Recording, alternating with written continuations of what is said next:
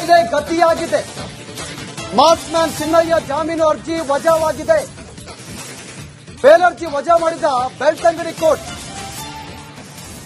September 12ರಂದು ವಾದವನ್ನು ಆಲಿಸಿದ್ದ ನ್ಯಾಯಾಲಯ ಇದೀಗ ಜಾಮೀನು ಅರ್ಜಿ ವಜಾ ಮಾಡಿ ಕೋರ್ಟ್ ಆದೇಶವನ್ನು ಕೊಟ್ಟಿದೆ.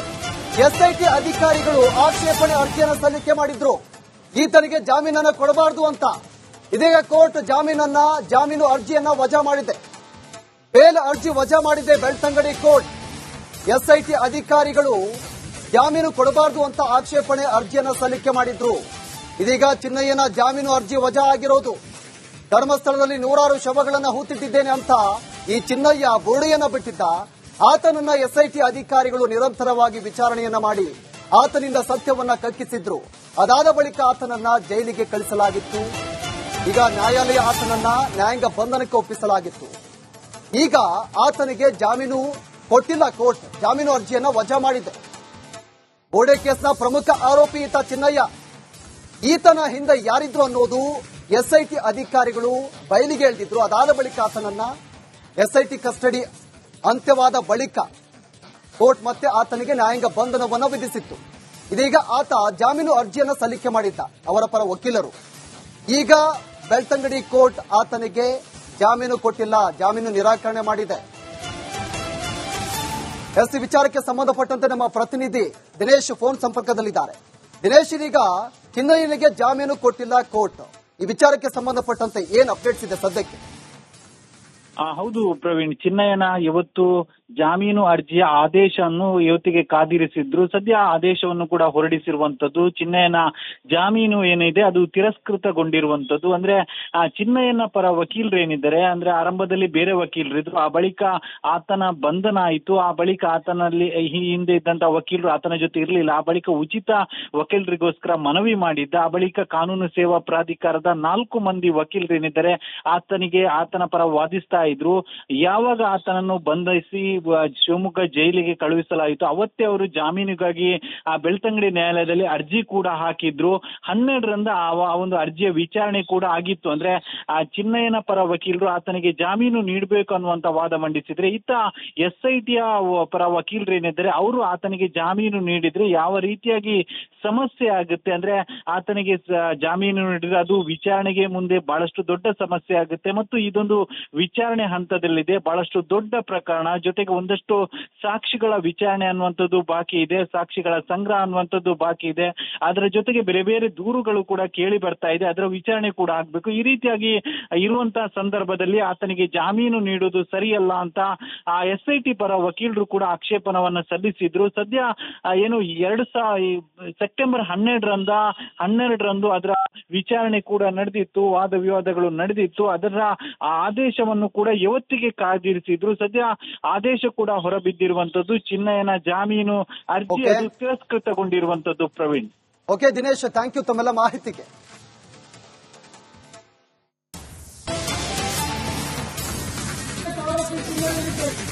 ಇದೇ ಗತಿಯಾಗಿದೆ. ಮಾಸ್ ಮ್ಯಾನ್ ಚಿನ್ನಯ್ಯ ಜಾಮೀನು ಅರ್ಜಿ ವಜಾವಾಗಿದೆ. ಬೇಲ್ ಅರ್ಜಿ ವಜಾ ಮಾಡಿದ ಬೆಳ್ತಂಗಡಿ ಕೋರ್ಟ್. ಸೆಪ್ಟೆಂಬರ್ 12ರಂದು ವಾದವನ್ನು ಆಲಿಸಿದ್ದ ನ್ಯಾಯಾಲಯ ಇದೀಗ ಜಾಮೀನು ಅರ್ಜಿ ವಜಾ ಮಾಡಿ ಕೋರ್ಟ್ ಆದೇಶವನ್ನು ಕೊಟ್ಟಿದೆ. ಎಸ್ಐಟಿ ಅಧಿಕಾರಿಗಳು ಆಕ್ಷೇಪಣೆ ಅರ್ಜಿಯನ್ನು ಸಲ್ಲಿಕೆ ಮಾಡಿದ್ರು. ಈತನಿಗೆ ಜಾಮೀನನ್ನು ಕೊಡಬಾರದು ಅಂತ. ಇದೀಗ ಕೋರ್ಟ್ ಜಾಮೀನು ಅರ್ಜಿಯನ್ನ ವಜಾ ಮಾಡಿದೆ. ಬೇಲ್ ಅರ್ಜಿ ವಜಾ ಮಾಡಿದೆ ಬೆಳ್ತಂಗಡಿ ಕೋರ್ಟ್. ಎಸ್ಐಟಿ ಅಧಿಕಾರಿಗಳು ಜಾಮೀನು ಕೊಡಬಾರದು ಅಂತ ಆಕ್ಷೇಪಣೆ ಅರ್ಜಿಯನ್ನು ಸಲ್ಲಿಕೆ ಮಾಡಿದ್ರು. ಇದೀಗ ಚಿನ್ನಯ್ಯನ ಜಾಮೀನು ಅರ್ಜಿ ವಜಾ ಆಗಿರೋದು. ಧರ್ಮಸ್ಥಳದಲ್ಲಿ ನೂರಾರು ಶವಗಳನ್ನು ಹೂತಿಟ್ಟಿದ್ದೇನೆ ಅಂತ ಈ ಚಿನ್ನಯ್ಯ ಬುರುಡೆಯನ್ನ ಬಿಟ್ಟಿದ್ದ. ಆತನನ್ನ ಎಸ್ಐಟಿ ಅಧಿಕಾರಿಗಳು ನಿರಂತರವಾಗಿ ವಿಚಾರಣೆಯನ್ನ ಮಾಡಿ ಆತನಿಂದ ಸತ್ಯವನ್ನ ಕಕ್ಕಿಸಿದ್ರು. ಅದಾದ ಬಳಿಕ ಆತನನ್ನ ಜೈಲಿಗೆ ಕಳಿಸಲಾಗಿತ್ತು. ಈಗ ನ್ಯಾಯಾಲಯ ಆತನನ್ನ ನ್ಯಾಯಾಂಗ ಬಂಧನಕ್ಕೆ ಒಪ್ಪಿಸಲಾಗಿತ್ತು. ಈಗ ಆತನಿಗೆ ಜಾಮೀನು ಕೊಟ್ಟಿಲ್ಲ ಕೋರ್ಟ್. ಜಾಮೀನು ಅರ್ಜಿಯನ್ನ ವಜಾ ಮಾಡಿದೆ. ಬೋಡೆ ಕೇಸ್ನ ಪ್ರಮುಖ ಆರೋಪಿ ಈತ ಚಿನ್ನಯ್ಯ.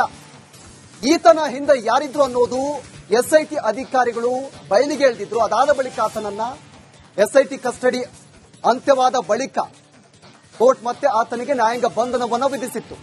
ಇದೀಗ ಆತ ಜಾಮೀನು ಅರ್ಜಿಯನ್ನು ಸಲ್ಲಿಕೆ ಮಾಡಿದ್ದ ಅವರ ಪರ ವಕೀಲರು. ಈಗ ಬೆಳ್ತಂಗಡಿ ಕೋರ್ಟ್ ಆತನಿಗೆ ಜಾಮೀನು ಕೊಟ್ಟಿಲ್ಲ, ಜಾಮೀನು ನಿರಾಕರಣೆ ಮಾಡಿದೆ. ಈ ವಿಚಾರಕ್ಕೆ ಸಂಬಂಧಪಟ್ಟಂತೆ ನಮ್ಮ ಪ್ರತಿನಿಧಿ ದಿನೇಶ್ ಫೋನ್ ಸಂಪರ್ಕದಲ್ಲಿದ್ದಾರೆ. ದಿನೇಶ್, ಇದೀಗ ಚಿನ್ನಯ್ಯನಿಗೆ ಜಾಮೀನು ಕೊಟ್ಟಿಲ್ಲ ಕೋರ್ಟ್. ಈ ವಿಚಾರಕ್ಕೆ ಸಂಬಂಧಪಟ್ಟಂತೆ ಏನ್ ಅಪ್ಡೇಟ್ಸ್ ಇದೆ ಸದ್ಯಕ್ಕೆ? ಹೌದು ಪ್ರವೀಣ್, ಚಿನ್ನಯ್ಯನ ಇವತ್ತು ಜಾಮೀನು ಅರ್ಜಿಯ ಆದೇಶವನ್ನು ಇವತ್ತಿಗೆ ಕಾದಿರಿಸಿದ್ರು. ಸದ್ಯ ಆದೇಶವನ್ನು ಕೂಡ ಹೊರಡಿಸಿರುವಂತದ್ದು. ಚಿನ್ನಯ್ಯನ ಜಾಮೀನು ಏನಿದೆ ಅದು ತಿರಸ್ಕೃತಗೊಂಡಿರುವಂತದ್ದು. ಅಂದ್ರೆ ಚಿನ್ನಯ್ಯನ ಪರ ವಕೀಲರು ಏನಿದ್ದಾರೆ, ಅಂದ್ರೆ ಆರಂಭದಲ್ಲಿ ಬೇರೆ ವಕೀಲರಿದ್ರು, ಆ ಬಳಿಕ ಆತನ ಬಂಧನ ಆಯಿತು. ಆ ಬಳಿಕ ಆತನಲ್ಲಿ ಈ ಹಿಂದೆ ಇದ್ದಂತ ವಕೀಲರು ಆತನ ಜೊತೆ ಇರಲಿಲ್ಲ. ಆ ಬಳಿಕ ಉಚಿತ ವಕೀಲರಿಗೋಸ್ಕರ ಮನವಿ ಮಾಡಿದ್ದ. ಆ ಬಳಿಕ ಕಾನೂನು ಸೇವಾ ಪ್ರಾಧಿಕಾರದ 4 ಮಂದಿ ವಕೀಲರು ಏನಿದ್ದಾರೆ ಆತನ ಪರ ವಾದಿಸ್ತಾ ಇದ್ರು. ಯಾವಾಗ ಆತನನ್ನು ಬಂಧಿಸಿ ಶಿವಮೊಗ್ಗ ಜೈಲಿಗೆ ಕಳುಹಿಸಲಾಯಿತು, ಅವತ್ತೇ ಅವರು ಜಾಮೀನಿಗಾಗಿ ಆ ಬೆಳ್ತಂಗಡಿ ನ್ಯಾಯಾಲಯದಲ್ಲಿ ಅರ್ಜಿ ಕೂಡ ಹಾಕಿದ್ರು.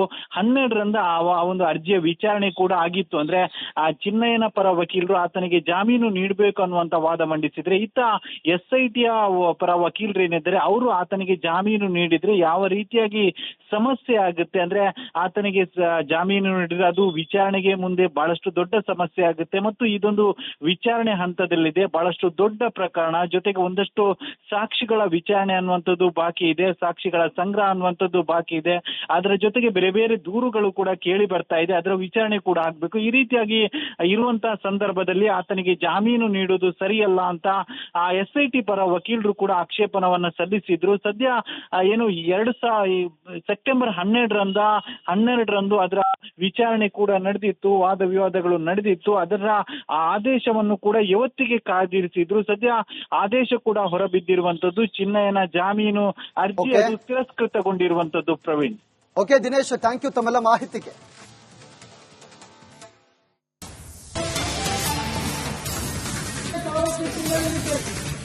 ಗತಿಯಾಗಿದೆ. ಮಾಸ್ ಮ್ಯಾನ್ ಚಿನ್ನಯ್ಯ ಜಾಮೀನು ಅರ್ಜಿ ವಜಾವಾಗಿದೆ. ಬೇಲ್ ಅರ್ಜಿ ವಜಾ ಮಾಡಿದ ಬೆಳ್ತಂಗಡಿ ಕೋರ್ಟ್.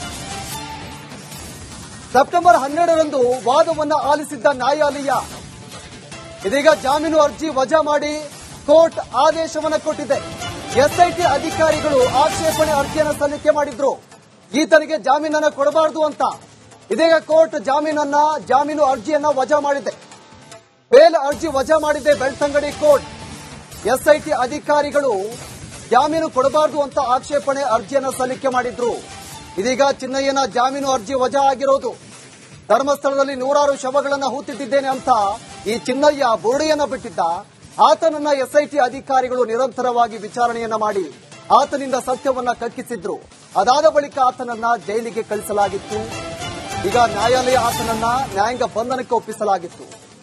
ಈಗ ಆತನಿಗೆ ಜಾಮೀನು ಕೊಟ್ಟಿಲ್ಲ ಕೋರ್ಟ್, ಜಾಮೀನು ಅರ್ಜಿಯನ್ನ ವಜಾ ಮಾಡಿದೆ.